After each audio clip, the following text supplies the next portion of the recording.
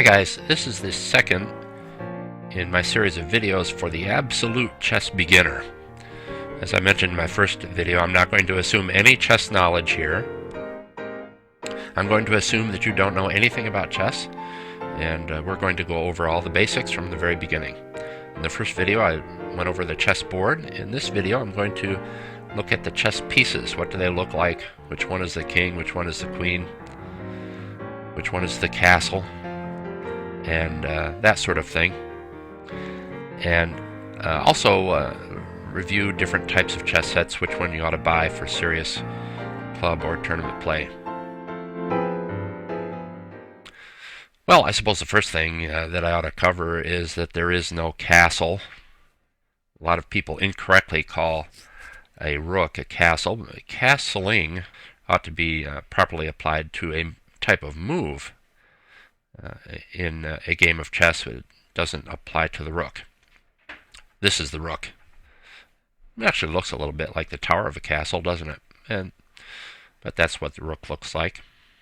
I've got several different photos of different kinds of rooks, but they all have a very similar kind of look. The next piece is the knight. Most people know the knight. It's fairly obvious. It looks somewhat like a horse. Don't call this a horse, though. The king and queen might be a bit tricky.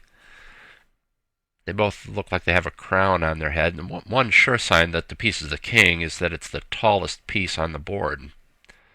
The king also usually has a cross or something like a cross on the top of his head.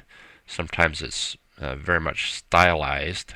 Most chess kings have it. The cross on the top of his head is quite stylized. The queen has something that looks more like a crown, like a tiara or a coronet. And the queen is usually a little bit shorter than the king. The bishop wears a hat with a distinctive slash.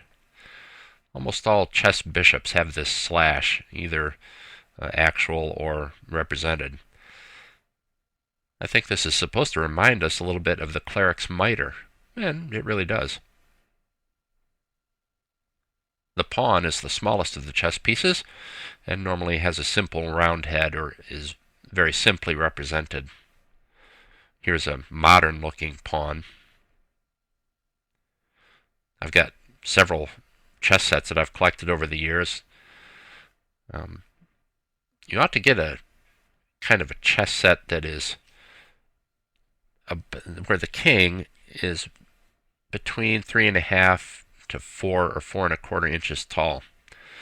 The king on the left in these shots is a standard size king, and it's about 3.75 inches tall. Here's a king that is over 5 inches tall. This is from a set that I got in Mexico many years ago.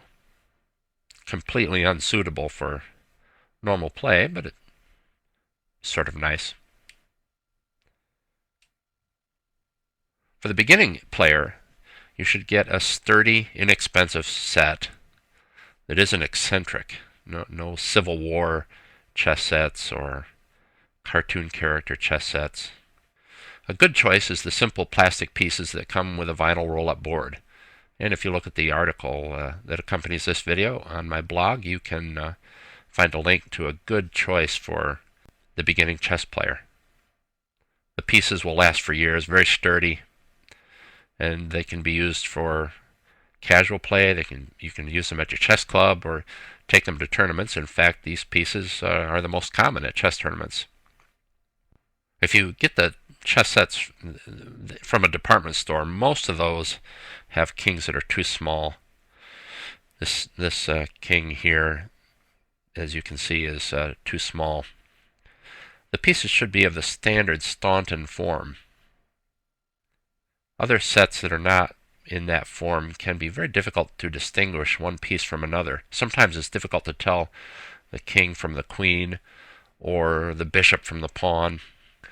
The cartoon character set might be fine for your family room, but it's not acceptable for chess club or tournament play. Alright, well that's all for now. The next video is going to be about chess equipment in general, including chess clocks. And from there we'll move on to how the pieces move.